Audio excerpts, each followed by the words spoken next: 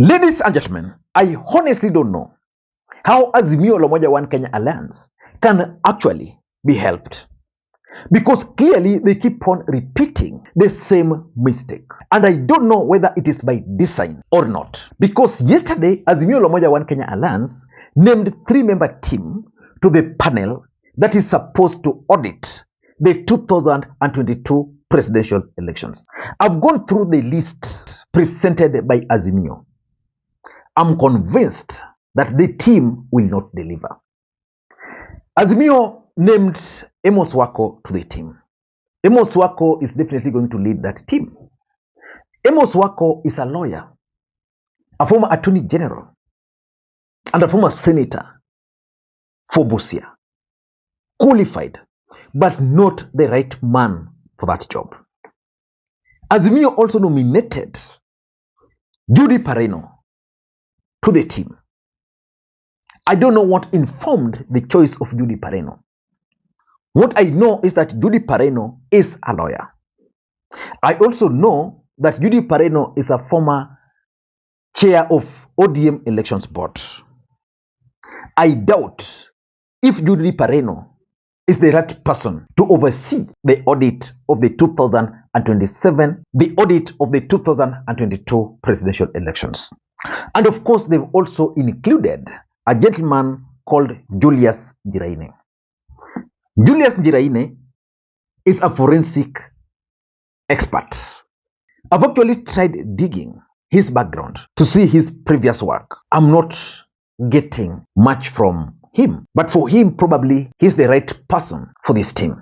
For those who remember, in February last year, just a few months after the election, from nowhere, Raila Odinga told the country that he had received data from IEBC insider whistleblower, and that the whistleblower gave him raw data how elections were stolen. Then, after some time, Raila Odinga then announced to the country that he was giving William Ruto 2 weeks to meet certain demands. If those demands were not going to be met, then Raila Odinga was going to call for mass action. What we know is that mass action took place in the Republic of Kenya.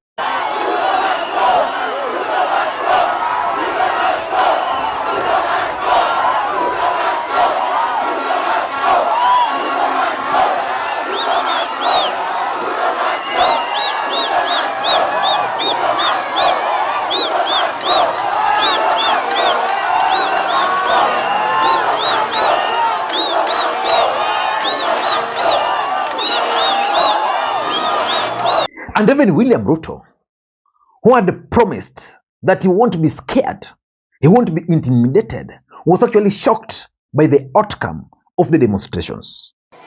Na mimi nataka niwaambie wale majamaa, tunaelewana? Niwaambie nisiwaambie? Niwaambie nisiwaambie?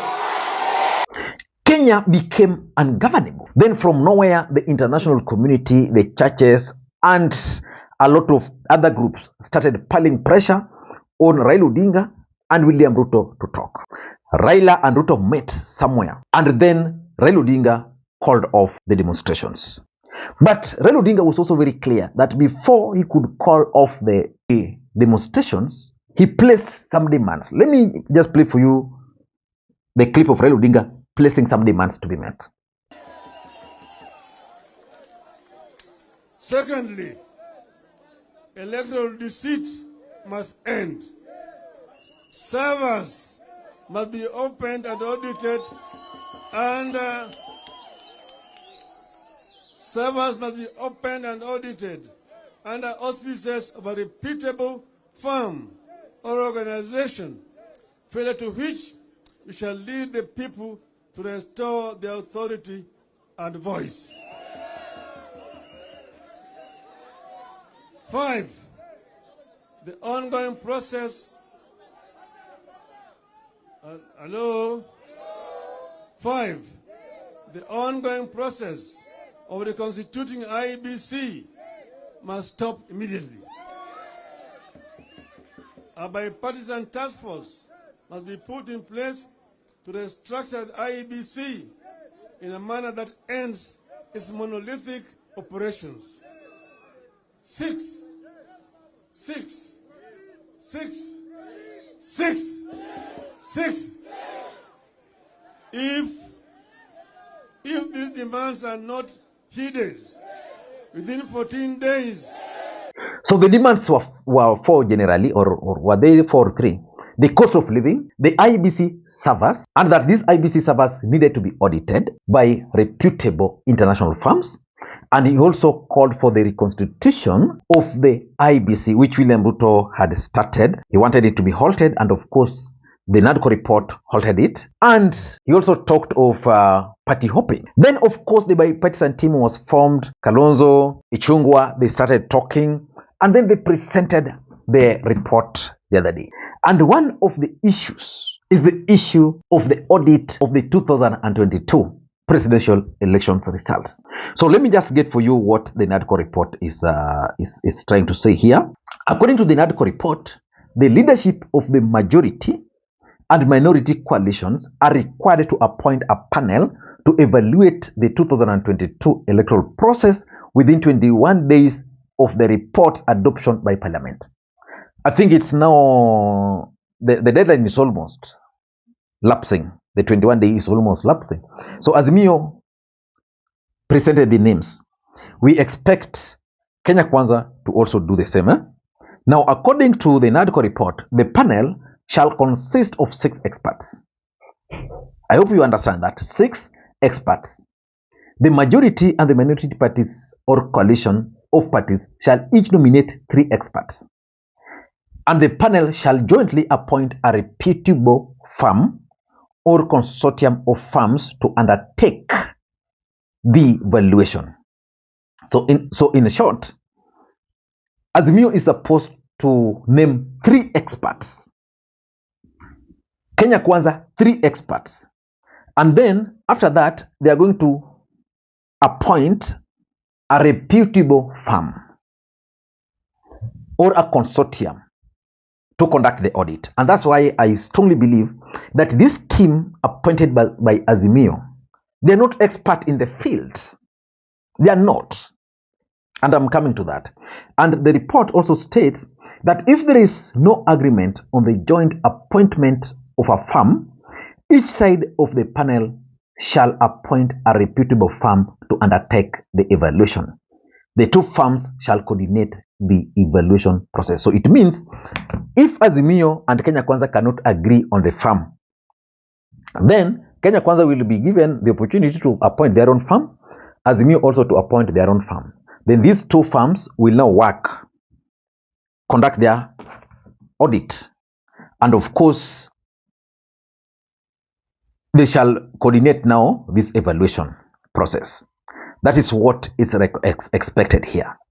And for me, I expected Azimio la Umoja One Kenya Alliance to appoint serious experts. If they were to appoint lawyers, of course they need a lawyer. I would have preferred a lawyer with bias towards ICT. There are several lawyers who are also biased towards election processes, who are biased towards forensic audit, not Wako. In fact, at the age of Wako, I don't even think he will be capable of copying or catching up with the latest trends in technology. Pareno is loyal to Raila Odinga, but in this matter, we don't need loyalty. What Raila Odinga and Azimio needed is someone who can work hand in hand, because they are politicians. They needed someone who can really figure out what really transpired and can apply the knowledge to advice. Julius Njiraini, maybe he's the right guy. I'm saying that. I want to give him benefits of doubt. But I've gone through LinkedIn, Twitter, everywhere to look for him. The information I'm getting is not inspiring. It's not. So they needed to appoint a serious team. Sometimes these are the places I expected Azimio, for example, to appoint someone like Babu Wino, to appoint someone like Edwin Sifuna. If they needed a lawyer, Edwin Sifuna. If they needed someone with maths, with brain, Babu. But they can't do that because the old guards want to take charge of everything and then they'll fail. I don't know what you think. But for me, number one, this team lack technical skills. They needed someone who is savvy in IT, someone who is good in statistics, someone who is good in electoral processes. That is what I expected, because you can't tell me that Azimio was surprised that they were told to urgently name a team. I don't think so. I don't think so. Number two, I also believed